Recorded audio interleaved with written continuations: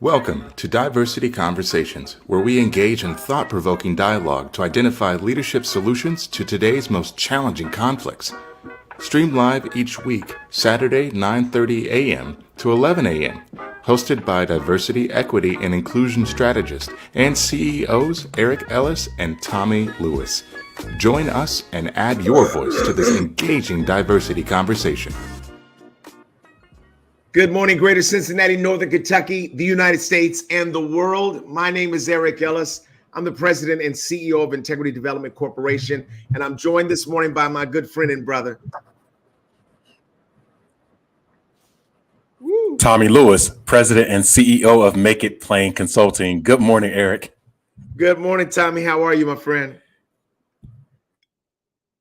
Can you hear me? That you and the audience can hear. It's on my end. So allow me to, this was happening with us last week. It's now happening with me. So Eric, I would like to, if you can, continue with the show, and I'm going to jump back on. Got you.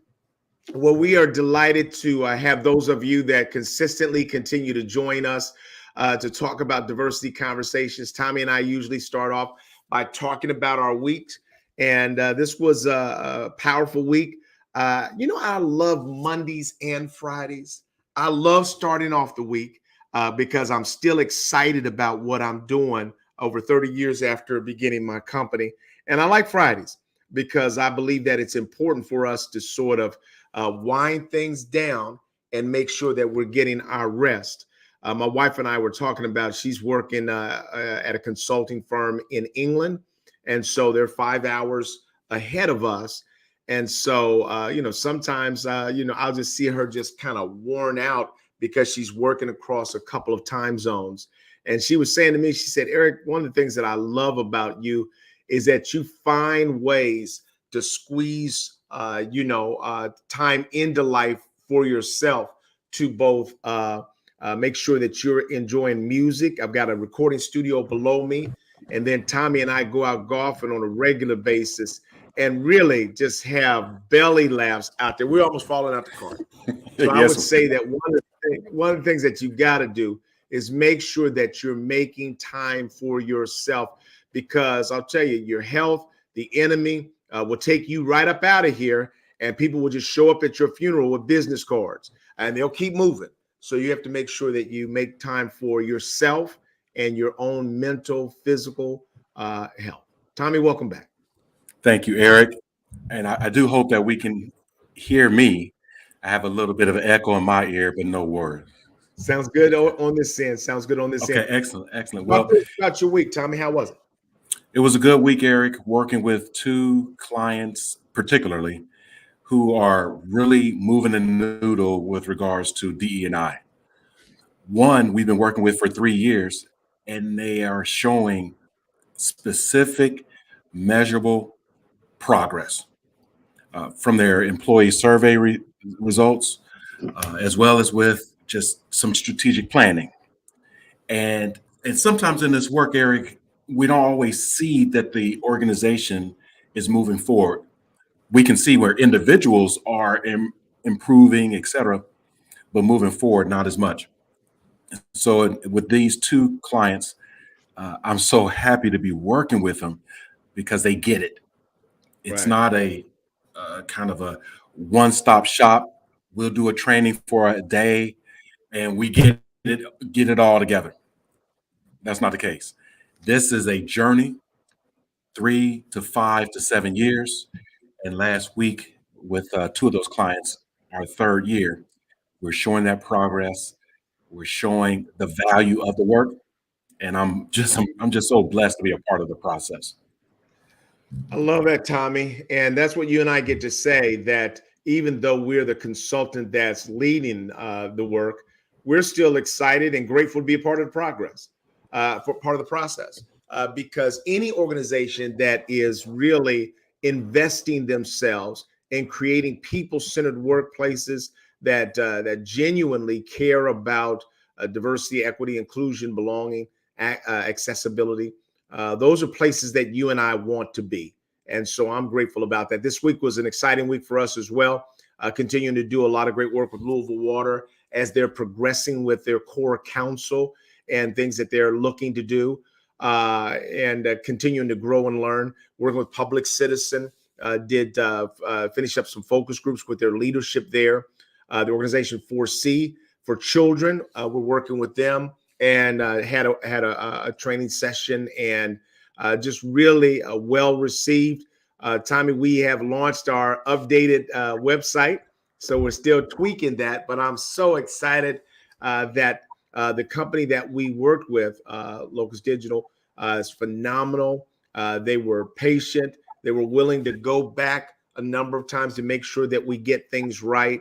And it's not always, sometimes in the advertisement, people will say that we'll be there for you, but as soon as they get that check, especially that last check, Tommy, hey, that last check, bro, it's over. All of a sudden, emails can't get back to you, all like that, And I know I feel that temptation myself. When you get that last check, man, it's hard to keep, But I'm committed to making sure, because I believe that sets you apart, is how you act when they've paid the last bill. And I'm so delighted. I think the same litmus test for our character is, how do you present when the audience is super small? Everybody can try to get their game up when it's, 1,000 people. What about when it's 2? And for me, Tommy, I consider it, it's about our integrity.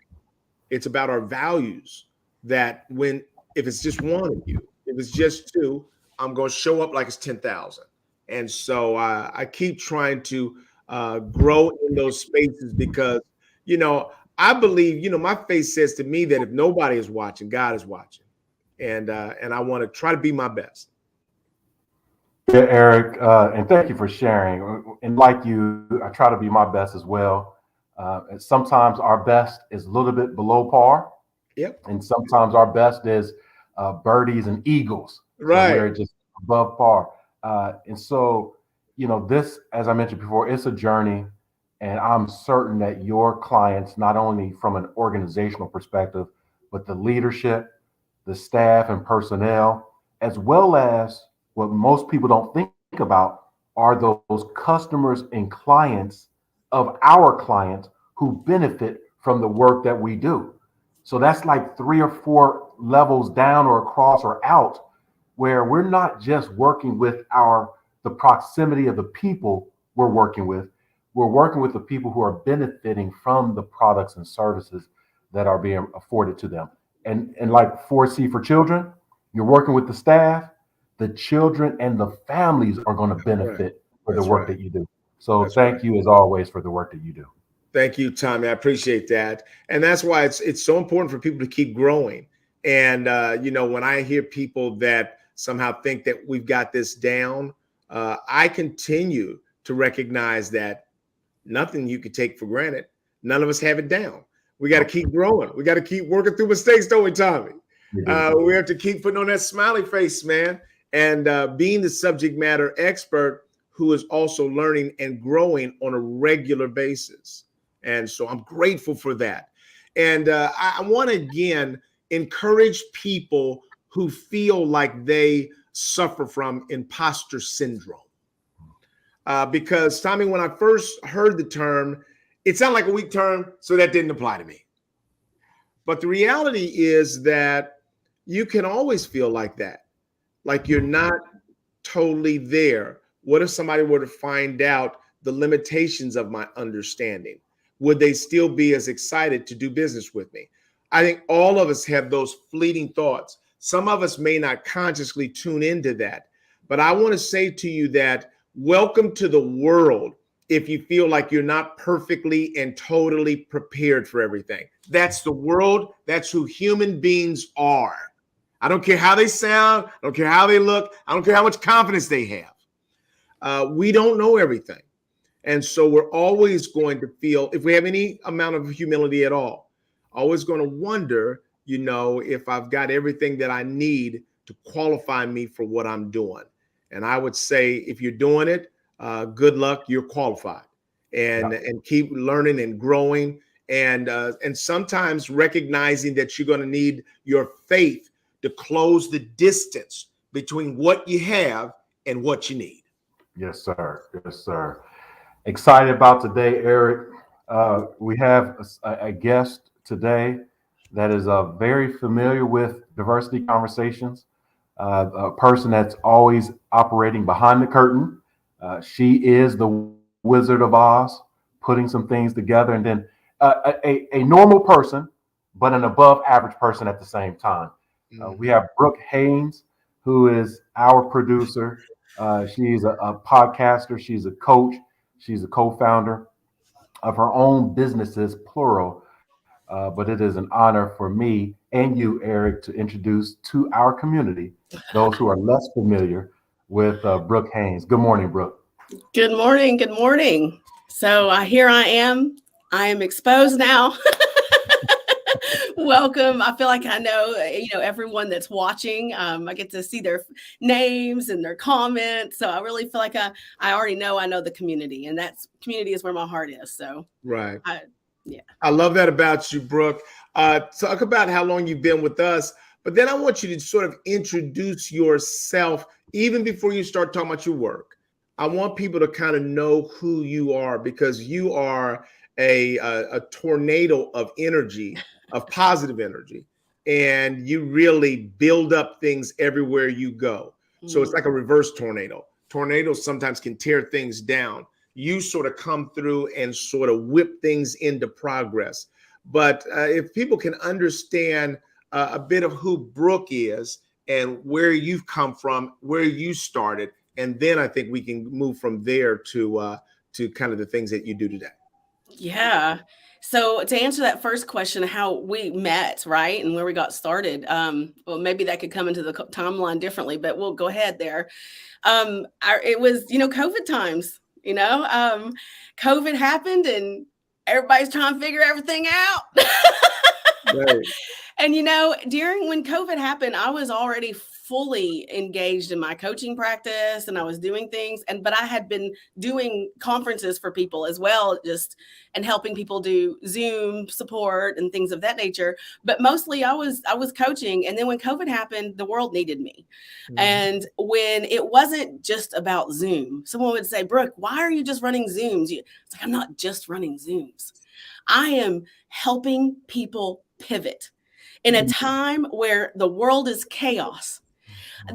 I would see doctors that were brilliant showing up, holistic doctors who are now scared of that they're going to lose their community, or their energy wouldn't transmute across a Zoom, or how do you do this? And we would coach through, we got this. Watch how your energy is going to come across on this screen. Mm-hmm. And it was building their communities. That's why the world needed me. And it took over my life. Like I had 4 computers going sometimes, 4 is too much. 3 was a lot. Now I like 1, but, and I loved that time. It was a favorite time of mine. I met so many amazing people across the world. I got to see people who were brilliant in their business grow it globally. Okay. And now they're still growing. I really got to see so much during that time, and the hard times. And I got to be in some of the communities during 2020, when all the protesting was going on. I was in some communities and a part of some things where I was crying with them.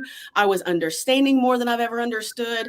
And then I was on the other side of other community, all kinds of things I was doing during that year, and on that have stayed with me and that I grow with. What are the things in your life that set you up to be such an energized helper? As you grew up, were there experiences that you had that set you up to say, you know what, no matter what I do, I think my job is to help people be their better selves? Where did you get that from? If you talk to an energy worker, they would say it all started when I was born. And I'm adopted, and I will never, and I know my birth mother, we're in good terms, beautiful thing. And I had done some work where I actually went back and revisited that. And, you know, as an adopted kid, from birth, I was sent off with a mission to have a good life, to give someone, be what someone else couldn't have, the child for someone else that couldn't have. And I experienced this energetic shift being handed over. I mean, I literally went back and revisited this, and I confirmed the story with people. And it was like I put on like my suit to go do it. Now, with that, I had to grow up because I was just self-sacrificing and serving as a younger person, right? But I think that was where it started. But then, you know, I don't know where the rest came from. I know that there was a pivotal moment moving at 19, which is 19 years later, when I used to get myself wrapped up with some bad boys. Okay. Right. I don't know how, but it did. Right. And there was this moment, you know, I grew up with a fantastic parents, very middle class, that gave me the morals and ethics that come from. But then I found myself in this period of time where I think I was wanting to save them. Yeah. I think that's what I was trying to do. And I got with this guy who was a bad boy. And I didn't get into the trouble he was in because I was out, right? He would just come to me for relief, right? He would just like come to me to like have a bed to sleep in or have some food to eat or whatever it was. But that story ended really ugly. Like I have a brick to my face. I have brick screws in my cheeks. I've got my whole family like didn't trust me. I was banned from my family for a while just because of some incidents that happened from that man. And then when it all came back, when my dad picked me up and he dusted me off and he brought me home, and here I was with my face all reconstructed, literally. He flashed across the news, and he was the first person who shot a police officer in our town in like 20 years. Now he was running. And I was like, oh my gosh, this is the guy. Who have I done? And then it flashed that he had AIDS. And the whole world knew this man had AIDS. And guess who was watching? Everybody I knew was watching that. And I was like, oh, okay. And I remember when I got a little better for like a year, this side of my face was bigger than the other side. And it was like yellow looking. But I remember thinking, if I have AIDS, I'll not be able to have a family. I'll not be able to have kids. I'm going to get married. I'm 19 years old. And I will never forget the moment when I was driving, and I know where I was, when I said, you know what? If I have AIDS, I'm going to speak for people with AIDS. If I have AIDS, we're going to find a solution how to show up in this world with AIDS. If I have AIDS, and I just sat there and said, this is what's going to happen if I have AIDS. And that was back in the time when you had to wait 2 years to know if it was really going to surface. We didn't know much about it. This was, you know, I'm 70 years old now. No, I'm kidding. So that moment, I think, is when I started when it came to me that no matter what God lays out in front of me, it's my job to show up in it. It's my job to go through it, not around it. Yeah, Brooke, that was a fantastic story that I heard who you are. Many times we are our life experiences, and some of our experiences are more significant than others. And I'm certain that not only from your adoptive early beginnings through your trials and tribulations with some missteps with, you know, some young men, and then this experience with a potentially life-threatening disease that had a lot of bias around it, and people had many misunderstandings. Not only did they misunderstand the disease, but they may have, your family included, may have misunderstood you. And so what I'm hearing is your why for what you do and who you are today. And if you could pivot and connect us with your personal past experience with what you do now. How do you bring who you are to organizations now in the many things that you do? Yeah, thank you. So I think there is a piece that contributes to this. That's before now, which is when I was in my early 20s, I landed in a high vibe office. Well, I thought it was high vibe. It was a high energy office of a multi-level marketing.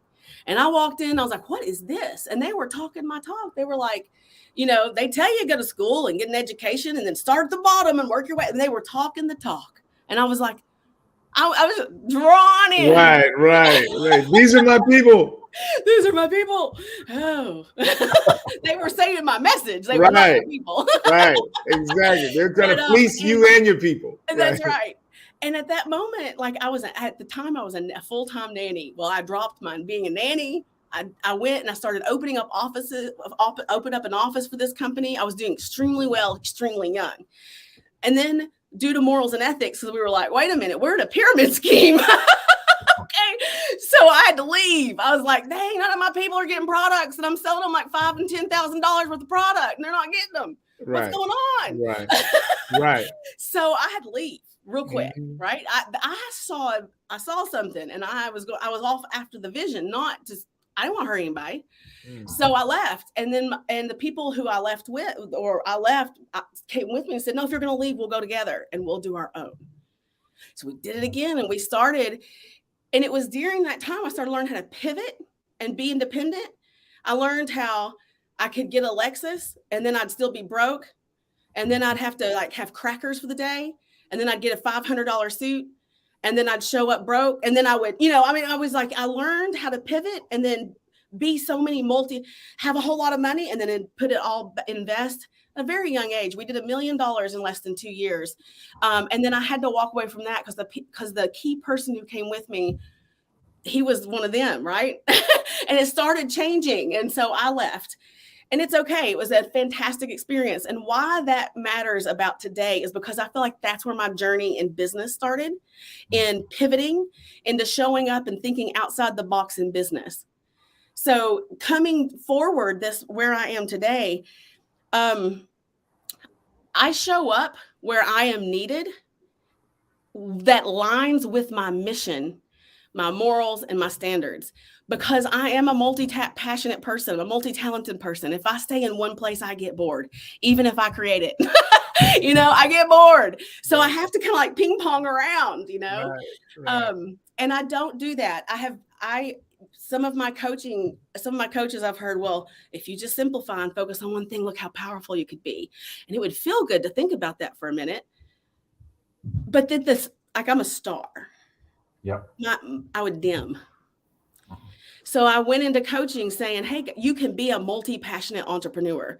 Back in the old days where it says you have to pick, you have to have, that's no longer the case. And now there's many of us out there at all levels, right, that are multi-passionate entrepreneurs. Look at our millionaires and our billionaires. They don't have one thing going on. They got lots of things going on. But Brooke, let me jump in with this. This is so wonderful. I mean, I really am glad that we have you as our guest today because you are so personally energized. Certainly remind me a lot of how I show up in the world. And there are a couple of ways that could show up. I can either be this very charismatic, passionate person, or I could be a con artist. Literally, both of those almost have the same skill set.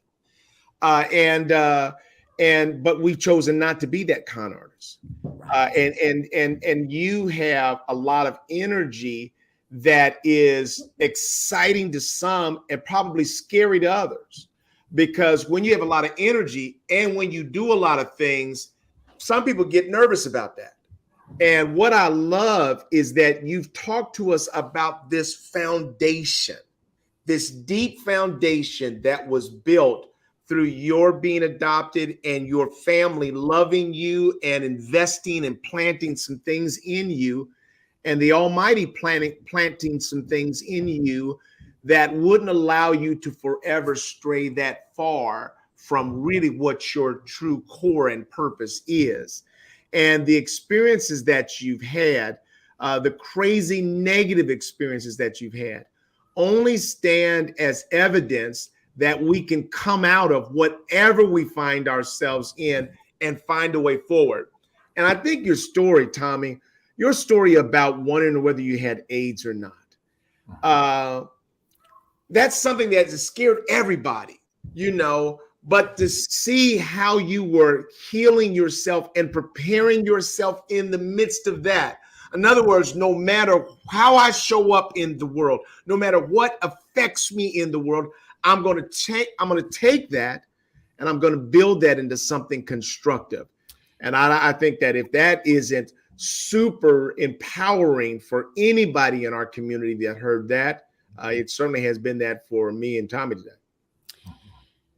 Yeah. So, there's we could take everything you just said and do its own episode and unpack it all. I was like, oh yeah, we'll go there. Oh yeah, we'll go there. Oh yeah, we'll go there. But let's just talk about what that's also done. So,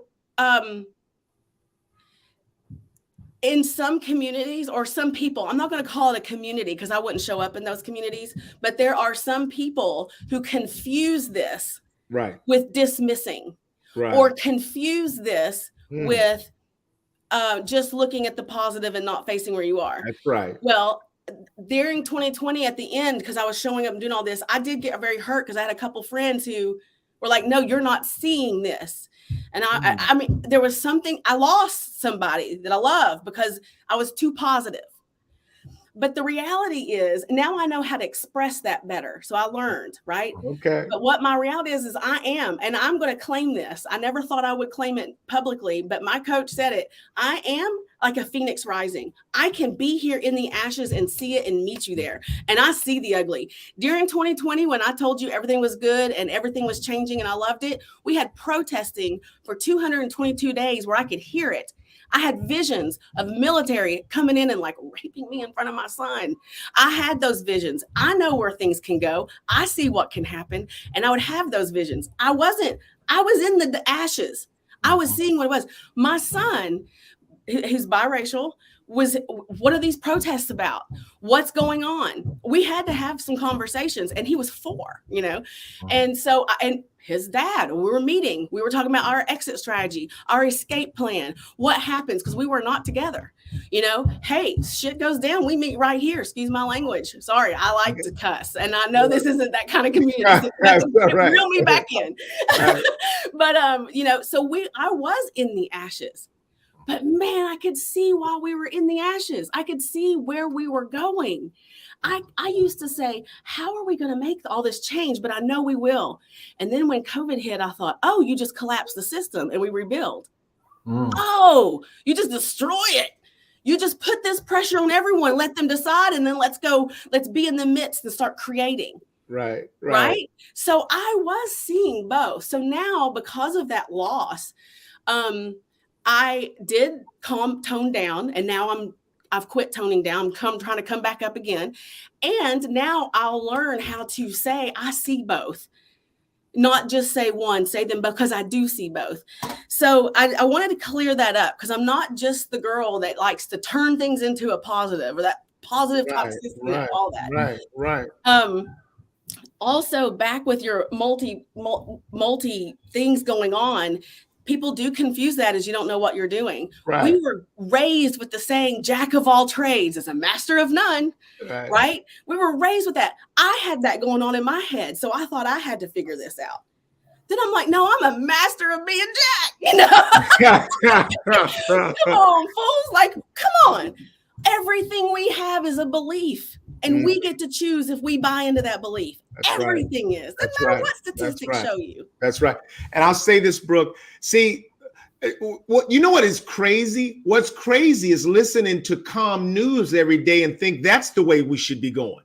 That's what's crazy. We're entertaining that stuff on a regular basis. And so when you're talking about radical positivity and connection, we can't see that as crazy. And getting up every day and trying to assess every talent, skill, ability, potential that you have and how to activate that's not crazy. That's exactly where we ought to be. And what I'd like you to share with people is about the conference that you were telling us about with the women and people, what they're doing in that conference. I think that would be of interest to our audience.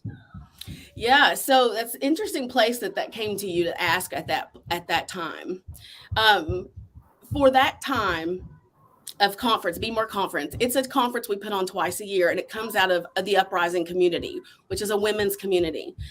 And Lynn Schuessler Williams founded this community, and then I met her in 2019, and then we've been a powerful couple.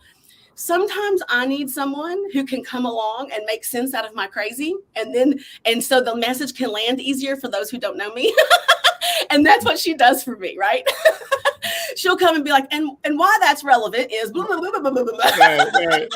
Right. And so anyway, so this uprising is a group of women entrepreneurs, but you don't have to be an entrepreneur. You could be someone who just likes to be around, like an entrepreneur minded, even if you have a job or career. It's just that kind of mindset of being able to pivot and support people and just being like a leader in the world, no matter what your title is, right? And so there's over 600 now in the group. And then we have a networking group out of it. And that networking group is pretty special because we don't sit around and just give each other business cards. We come together and we get to know each other. Like one of our events is literally called Celebration Friday. And you wake up every Friday morning and you talk about what you're celebrating and declare what you will next week. And that's it. Now, how is that a networking event? More connections have came out of that than any other one that we offer. People know who you are. People know what you're doing. People see where you're going. And they're like, oh, I know someone I want to connect you with. There's been so many beautiful things that came out of that Celebration Friday with women. So then the conference got launched. We launched the conference this was our fifth. Hold on, Brooke, time out. Sometimes we got to slow things down. You've got to say that again, because I've been talking about that kind of thing. It's interesting. I've done it with a group called the Community of Friends, but I've been talking about it as the solution to where we are right now. There's so much crazy division, but I'm saying that good people have to come together. And I don't want people to miss what you all are doing and how powerful that can be, because I think that one bit right there, out of the whole show today, if some people just capture that piece and begin to implement it, I think it could change their lives. Talk about that again, that Friday. Yeah. So it is that, because in today's world, first of all, I'm going to stay focused. Okay. I want to talk about, we have all the information in the world at our fingertips. We don't need to know what kind of information you have. We want to know who you are. Right? We're not going to put, we're choosing where we put our money. It's not that money's not being spent. It's we're choosing where we put our money. And we don't know who to trust in this world. We don't know. We can't trust our government. We used to think we're Democrat or Republican and we don't even know who to trust there. Right. We can't even trust our family members. They might get mad at us because we didn't take a vaccine and deliver and let it go. Or we did take the vaccine. Right. We don't know who to trust. Right. So with that being said, that's how the movement is. That's where we are. And that's what we hold space for, is a place where you can come and trust and learn who people are, not what they do, but who they are. Because if I have a friend that needs a realtor, I might know 10 fantastic realtors, but if I really know them, I want to know who they energetically match up to, who's going to really serve them the best, and who's going to be a great partnership. Not who has the best selling skill. Right. So we provide these spaces that aren't just pass your business card or tell us what you do. We do allow you, we want to know what you do, but we provide opening you up. What are you going through and where you are? So Celebration Friday is about celebrating what you've done. And that could be, my husband and I went on a trip. We went on a trip. That's what we're celebrating. It could be a celebration of, I had a big shift in my heart and I have let go of some resentment. Or it could, and we talk like that, or it could be celebration about a project, a promotion, whatever. And then next week we're going to be here. And through those conversations, people get to know who people really are. And that is what's going to allow them to really have creative thoughts. You know what? I know someone who might get you in the door there. You know what? I know someone who does this. That could be exactly what you're declaring this week. There are more connections that come out of Celebration Friday than any other event we offer. And so that's one event. And another event does a lot of amplification, a strategy that we do. We did not create it. We got it in a retreat somewhere and never seen it since, where you get into a group of 4 and you show up and you express, we prompt the question, like, what is your mission? Why do you do what you do? What's something about this month that you're excited, something. And when they get 2 minutes to say it, and then the other 3 women come around the room and see and amplify it by saying the brilliance I see in that is, or the opportunity I see there is. Wow. That's powerful. It is. And the woman is not allowed to say anything because, we reflect that, right? We're supposed to receive, right? And so we're just allowed to say, thank you. And it gives me chills. Women cry. Women feel uplifted. And through that, connections, creativity, the amount, it's like so many things happen through this kind of networking. And so that's what and then we have a conference twice a year where we do a lot of that. Right. And typically, where's the conference held and what time of the year? Well, we're based out of Louisville, Kentucky, but we hold it right here on Zoom. When COVID hit, we grew. We're global. We had speakers from 6 different countries, but people came and joined us from 9 different countries. So now we really can't go. We're thinking about maybe a hybrid, but hybrids are tricky. We want everybody to feel. You really need, in a hybrid situation, it's great for like a talk, but when you're connecting, to not let people feel left out, there's an art to that. And that's a whole nother podcast. And I'm seeing Terrence's comments, and thank you. And I have been a foster parent myself too, but I'm not going to, I'll wait until you bring that up. But so that's the conference. And we keep growing. When I say up leveling, I don't believe that people are better than another person, but we keep up leveling the energy. We keep up leveling the people's content that show up. The content keeps getting up leveled. And it's just powerful. And people buzz. They're buzzing for a long time. Right. Collaborations are made. So I do. Okay, go ahead. I'll stop. Yeah, let me mention this, Brooke, because you're on the roll today. Yeah. And I would say that I just want to affirm you in the gifts that you have and the powerful work that you are doing. And I'm hoping that my children will even see this episode so that they might hear your message, because you have all of this energy that can maybe even be overwhelming for some. You know what I'm saying? It's just like, oh my God, that's a lot of energy. But everything that you're saying, your energy reminds me, it resembles the power of God, because the truth that you're saying is the greatest part of the energy that you have. You're saying that it's not about what we do, it's about who we are. And we need to create opportunities for people to get to know one another. Because as we know one another, then we can determine what's the potential connection that we have with each other, or even to just affirm one another. That sounds simple. It sounds ordinary, but it's rare that it occurs. I tell my children all the time, because they're seeing it all the time, that all these people that you're trying to connect with in the world, in the music business especially, all these famous folks, sometimes after you get to know them, they're horrible. And you're like, whoa, I don't want to be there. Maybe I don't even want to do music because of all the people that I've seen.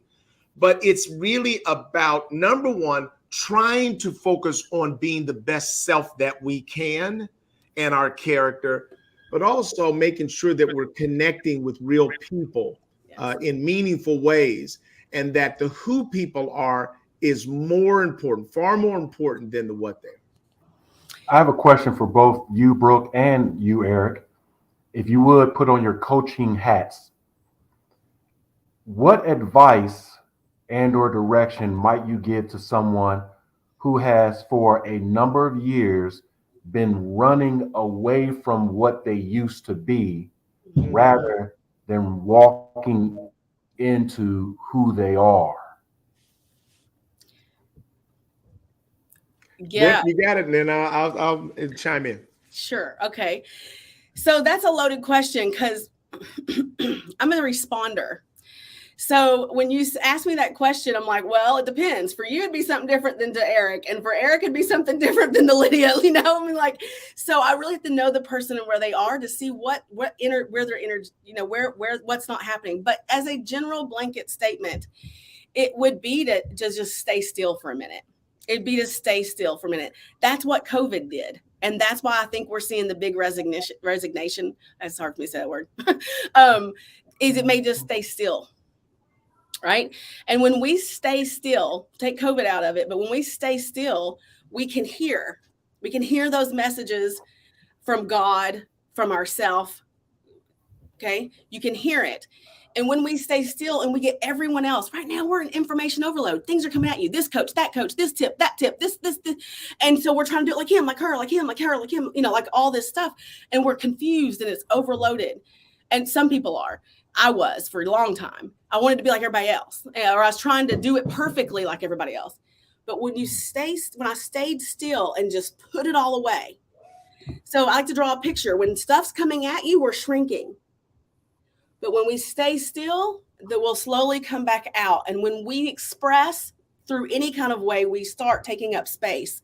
And when we start taking up space, we start filling up a room. And when we start doing that, what naturally who we are starts coming out. And the first time we do it, sometimes it's a little weird, a little awkward, but it starts getting to where you won't have it any other way. I love that answer, and I certainly agree and affirm that completely. Tommy, I love the questions that if we're not careful, people spend so much of their energy trying to run away from a past or trying to run away from something they fear. And you're saying maybe spend less energy on that and spend more energy on running toward what you're to be. And I know that is what I'm grateful that I get a chance to wake up every day. That's probably what keeps giving my life renewed energy, is that my brain is always sort of reframing life in a way that there's something I can enthusiastically go toward. I was talking to a client, and I know they didn't mean any offense by this, but they were basically saying, I'm shocked that at your age, you're still climbing. And, you know, and they were impressed with that. But they're seeing that somehow, Tommy, at a certain point in life, you're supposed to start shutting things down, and you should actually start, you know, doing like this. And I don't see that at all, Tommy. I don't see that at all. The other thing that I want to say, because this is what's embedded in that question, I've seen too many people running from their past who don't realize that their past is their $1 million ticket. It's your golden ticket. It's like what you went through is your story. Why would you leave your story? It's the only thing that you have that's completely 100% yours. And if you're too ashamed of that, then you probably don't recognize the world that we live in. And that we live in a world with other humans who also have their story, whether they'll tell it or not. And while everybody's hiding and being ashamed of their story, it's when you are empowered by your story that you refuse to let anybody else hold your story over your head. You can't hold my story over my head, because everywhere I've ever been, everything I've ever done, I learned some things from that. Some of those were good, positive, you know, I've used that to now go forward. Some of those were, oh, I don't want to do that again, you know? So, you know, but quietly, Tommy, I am grateful for every experience that I've had, man. And I try to utilize those to propel me towards the mission that I have in front of me. My mission has always been about people, Now it's about wealth creation and people, because I think those of us that are in the community of helping sometimes take too much of a socialist worldview. And while the capitalists are running things over, at some point, you got to go get the resources too that your gifts will allow, if your purpose is to have a larger impact. That's not for everybody. Some people, it's just to change one life. Some people, it's just to keep their life on the positive.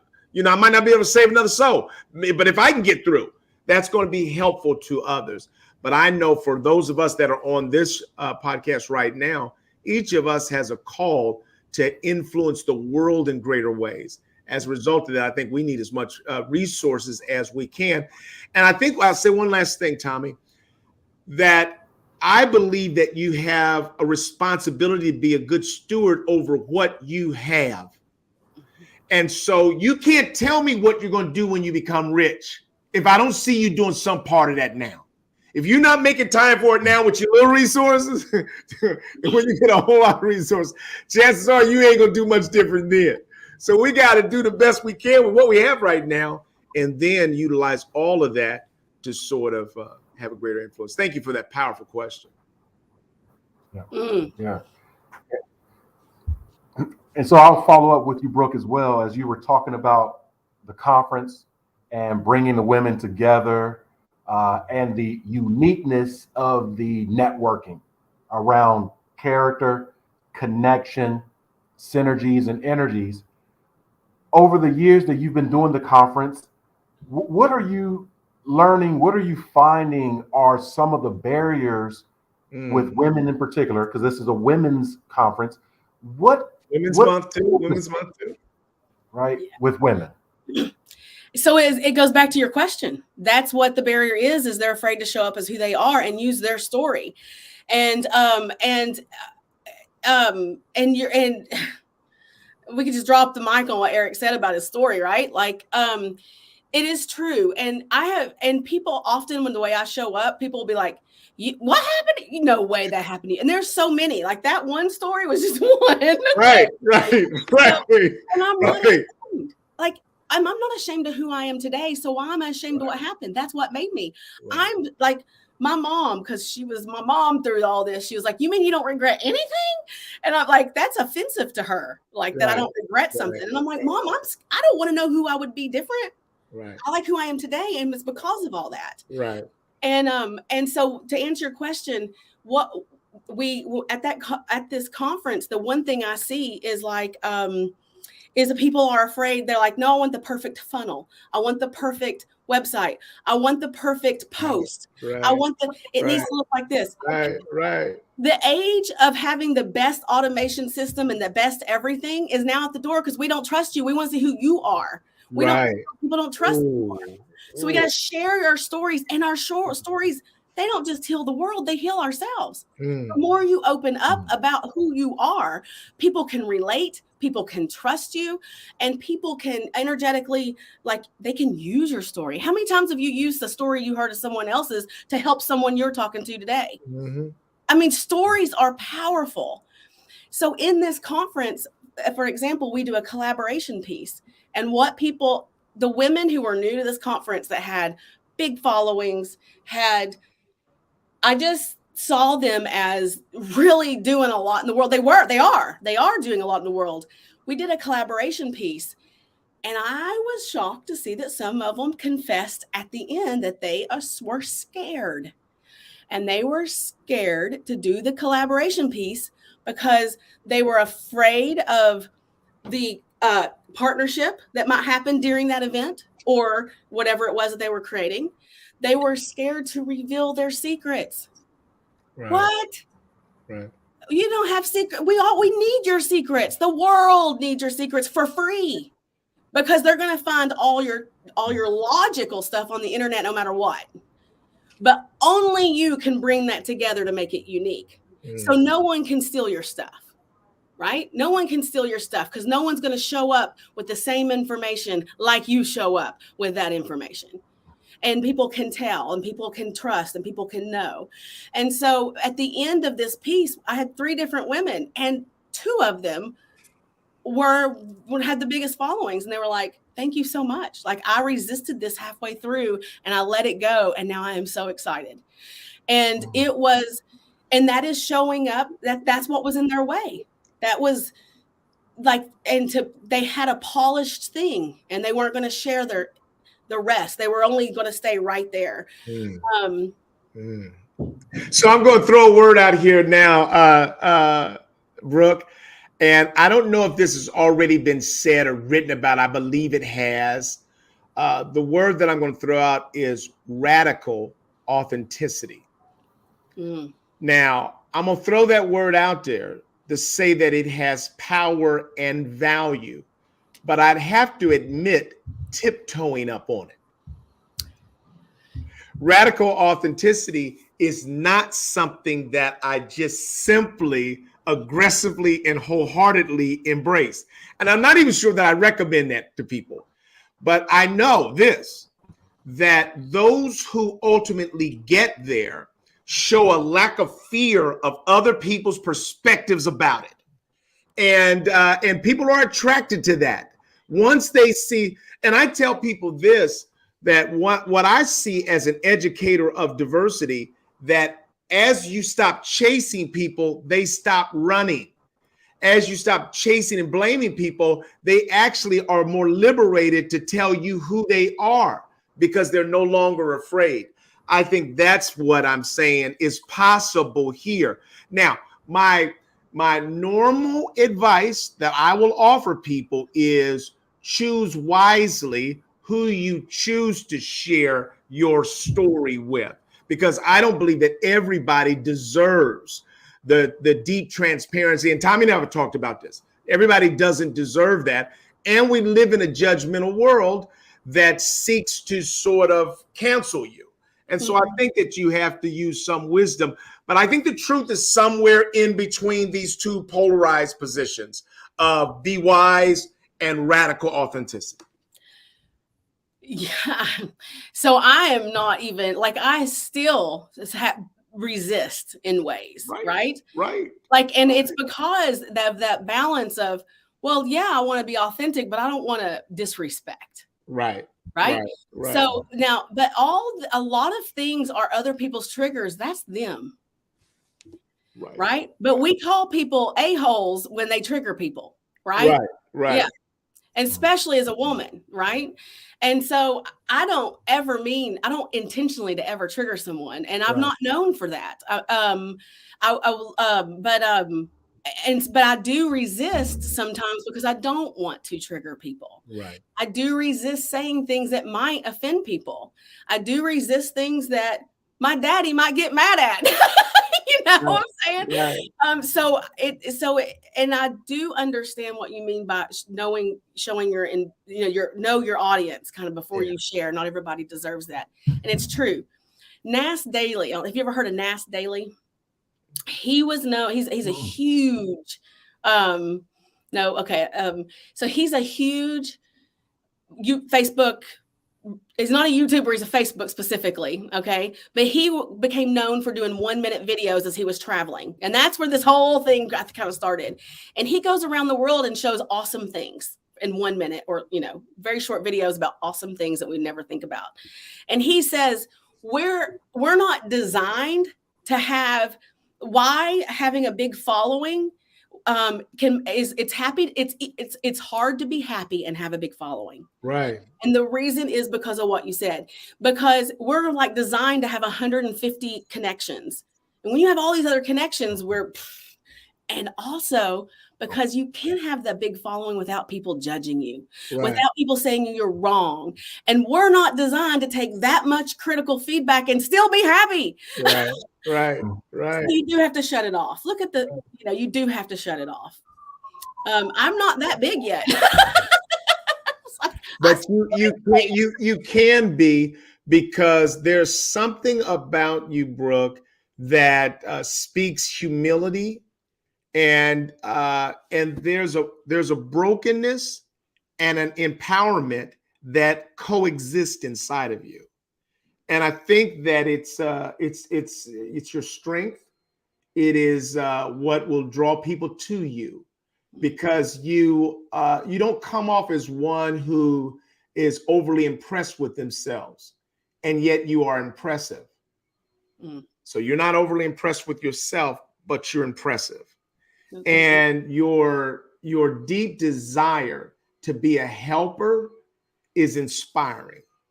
It is really, really inspiring. And I want to just thank you for the investment that you've made in Tommy and I over these last years. We're going to continue to do things. I think that this show was designed for us all to kind of be able to see what else is possible, because I believe that you've given an answer that I've been speaking a lot, that people that are concerned about those that oppose diversity, I think we spend too much time and give them too much ink. Oh, yeah. If you literally said, let me ignore you, cancel you, and go get with the people that are trying to do something of value and substance in the world, we can change the world. That is what you're doing with your network groups, is that you're trying to bring people together and say, let's get to know each other, and then maybe decide how we support each other to a better future. I think that's huge. Thank you. And I appreciate those words. I'm going to stop, take it in for a second. Good. And also, I tend to attract people who hold space for me and who hold space for this kind of way of being. And that's you all. Like, you all have blown my mind. You all are a collaboration. Like, you all are two different businesses who are technically in competition. Right. And we love each other. And we love it.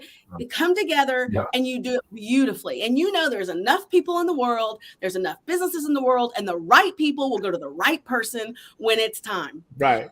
And you all have, and we'll send them sometimes back and forth. Hey, Tommy, get this one. Hey, Eric, get this one. You know, we don't care. We recognize that. And it has been why I've always known from the minute we've met that we were meant to do big things together. I've known that, and I know and I trust, because I do have an underlying faith that I think keeps bringing me back from all those things and keeps bringing me staying there, that it will present itself. That's right. And when it presents itself, we will do it. And until then, we will be friends. Right. And I'll tell you this, I'm going to say this other thing to you as well. I think your head often gets concerned about making missteps and things that you might recommend not working out. Your head can't go anywhere that your heart can't cover. Right. Your heart covers you. So that I don't care what your head said. If it blew up and it was the biggest, most wonderful thing in the world, that's great. If it was a bomb, bust, it doesn't matter, because your heart and your character have already defined themselves to me. I'm already on your side. I'm already convinced that you mean nothing but the best for others. And once that's the case, then everything else is just life. Yeah, it is. Thank you. I appreciate that. Yeah. And I'm excited for the future, and I'm excited for to have somebody else come into the team. You want to say something about that? Yes. Well, so in one of the communities I play in, work and play in, it's play. That's all it is. Is a community of people who really show up in the world in a very high energy, that when they have a problem, they start working through it. Hey, this triggered me, and we start talking through it. When and then we talk about the shares and the wins and all that. But we are here to not be holding ourselves back, right? And I've been in this community for like 3 years, and in this community, there is some really special people, lots of special people, but there's one particular person that continues to just have a big piece in my heart, and she continues to show up consistently. She reminds me of herself. She shows up over and over and over and over again. She's a yes person, which I know we also want to be able to say no, but trust me, she can. Okay. But she's a yes person.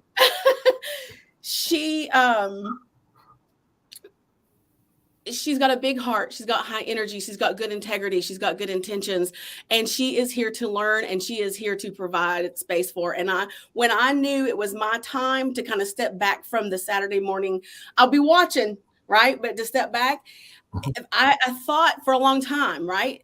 But nothing ever really worked out of who I would be willing to hand you all over to, because for me, you all are very special people, and I'll change this around here, Eric. Okay, you're special people, and I take the people I work with to the heart. So I don't just trust anybody with them. And when I was energetically lined up with this is the right thing to do, she was right there in my face. Like, I was like, it's her. There was no question or anything about it. So I'm really excited for you to introduce Lydia to you. Lydia is an action house, a powerhouse. She's got ideas. She can hold the team together with a great flow. And anything that she doesn't know, she's willing to learn. Right. And so she's going to be doing much of the Saturday morning stuff, and I'm going to be right here with her. Like, so as soon as if we change anything up, we'll make sure that we're all on the team together, and we'll be rolling. So right. I want to introduce Lydia Sanchez. Lydia, we want you to introduce yourself. We're going to go over time just a little bit just to make sure that our community gets a chance to meet you. Brooke, I went off camera to make sure that I put up your contact information for anybody that wants to connect with Brooke on all the wonderful things that she's doing as a major connector in the world. Her information is there for you. Lydia, good morning. Good morning, and thank you so much, my dear Brooke, for the introduction. My dear Tommy and Eric, oh my gosh, I just feel like so blessed and honored to be here in this space with you. I feel so honored. I have no words, but I feel it with my heart. I totally understand Brooke when she asked me, and it was a hell yes, because I mean, I know how much she cares about you. And now I'm gonna care about you, and I'm caring about you, and I love you already. So thank you so much. What I do, I'm a breakthrough specialist. I'm a coach as well. I have my business, and Brooke is my colleague. I mean, I'm here always for Brooke and her projects, and we are growing and expanding together. I am Mexican. And you're in Mexico right now? Yes, now you're international. Yes. Yeah. We're international, baby. Terry always said we were global. He's still with us. Terry, we are global. You are global right now, right? Right. And it is my pleasure and honor to share this space with you. I think you're brilliant and you're amazing, and I'm loving your show. Well, thank you. Tommy, you want to close us out? Tommy, I'll let you have the last word for you and I, and then Brooke, you can sign us off with whatever final words you have. Tommy? Sure. Again, as always, thank you to the community for joining us every Saturday morning. We absolutely honor and respect you. We, on behalf of Diversity Conversations, would like to say thank you to the world for Brooke and her humility and engaging with us as the producer, which is a very, very valuable position and role, not only from a technical perspective, but also from a personal perspective, being a sounding board at times as we're trying to get together our agenda and talking points for the day. And so that passion will continue. That's right. But looking forward to hearing of big and even better things for Brooke Haynes as she moves forward. I'll turn it over to you, Brooke, for final comments.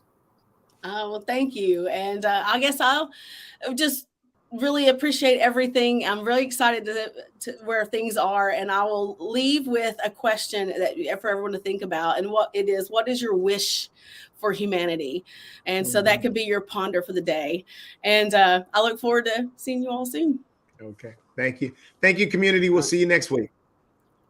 Bye now. All right. Take care. Bye-bye.